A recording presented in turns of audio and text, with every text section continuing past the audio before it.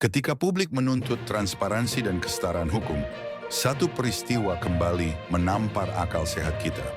Mantan Presiden Jokowi dimintai keterangan soal pencemaran nama baik dan fitnah, bukan di Polda Metro Jaya, tempat seharusnya kasus ini ditangani, tapi justru di Polres Solo, kampung halamannya sendiri.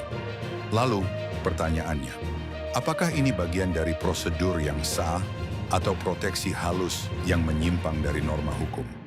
Pertama-tama, mari kita lihat konteksnya. Kasus ini berkaitan dengan dugaan pencemaran nama baik dan fitnah terhadap Jokowi yang dilaporkan di Jakarta dan berada dalam yurisdiksi Polda Metro Jaya.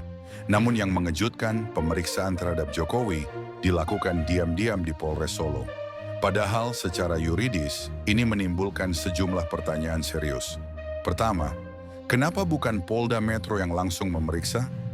Jika kita mengacu pada asas locus delicti, tempat terjadinya dugaan tindak pidana adalah wilayah hukum yang berwenang menangani, bukan tempat tinggal korban. Kedua, apakah ini bentuk keistimewaan hukum bagi Jokowi?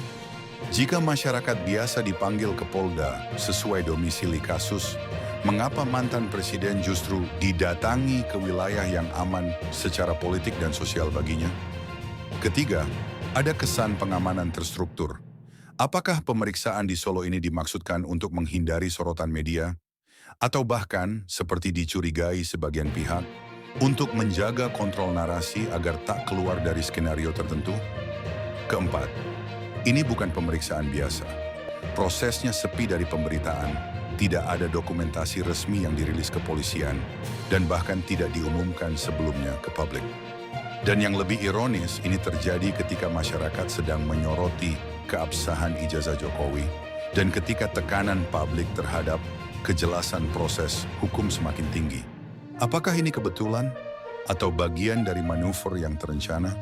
Pemeriksaan Jokowi di Polres Solo mungkin terlihat sepele, tapi jika kita rangkai dengan konteks besarnya, soal transparansi ijazah, perlakuan istimewa, dan manuver hukum, maka ini bukan sekadar prosedur, melainkan bentuk proteksi simbolik.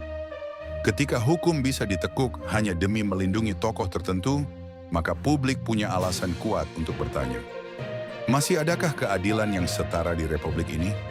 Atau hukum hanya menjadi alat yang lentur? Ketika menyentuh yang kuat, ia menjauh. Tapi ketika menyasar rakyat biasa, ia menghantam tanpa ampun.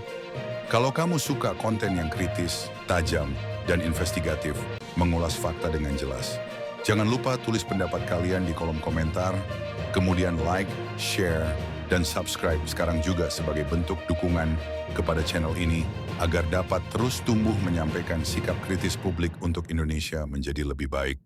Terima kasih telah menyimak hingga akhir. Sampai jumpa di video berikutnya.